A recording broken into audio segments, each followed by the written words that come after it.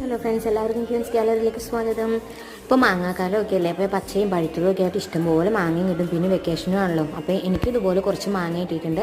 അപ്പോൾ ഞാൻ വിചാരിച്ചു ഇതൊക്കെ ഒന്ന് അരിഞ്ഞ് ഉപ്പിലിടാന്ന്. അപ്പോൾ ആദ്യം ഞാൻ നന്നായിട്ട് കഴുകി തുടച്ചെടുത്തിട്ടുണ്ട്. അതിനുശേഷം തൊണ്ടൊക്കെ ഇതുപോലെ ഒന്ന് പീൽ ചെയ്ത് കളഞ്ഞു.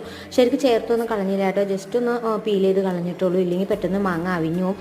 പിന്നെ താഴെ ഒത്തിരി പൊക്കത്തുനിന്ന് മാങ്ങ ചാടിയത്, അതുകൊണ്ട് തന്നെ ചതഞ്ഞു വരേണ്ട. ചതഞ്ഞു പോയ ഭാഗമൊക്കെ ഒന്ന് നമുക്ക് മുറിച്ച് കളയണം. കാരണം ചതഞ്ഞ ഭാഗമൊക്കെ നമ്മൾ ഉപ്പിലിട്ടാണെങ്കിൽ പെട്ടെന്ന് പുഴു കയറാനുള്ള സാധ്യതയുണ്ട്. അപ്പോൾ അതൊക്കെ ഒന്ന് കളഞ്ഞിട്ട് നമുക്ക് ഇതുപോലെ ഒന്ന് നീളത്തിൽ കട്ട് ചെയ്തെടുക്കാം.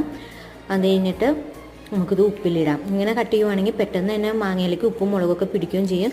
നമുക്കൊരു 3-4 ദിവസത്തിനുള്ളിൽ തന്നെ എടുക്കുകയും ചെയ്യാം. പിന്നെ കാന്താരി മുളക് ചതച്ചതായിട്ട് ഇട്ടത്, പിന്നെ ഉപ്പ് ഇട്ടിട്ടുണ്ട്. ആദ്യം ഉപ്പിട്ടു, പിന്നെ മുളകിട്ടു, മാങ്ങ ഇട്ടു, വീണ്ടും അതുപോലെ തന്നെ റിപ്പീറ്റ് ചെയ്തു. അതിന് ശേഷം വെള്ളം ഒഴിച്ചു. ഞാൻ പച്ചവെള്ളമായിട്ട് ഒഴിച്ചത്. ഇനി ഇതൊരു ഒരാഴ്ച കഴിയുമ്പോഴത്തേക്കും നമുക്ക് എടുക്കാം. അപ്പോൾ അന്നേരം കാണാം.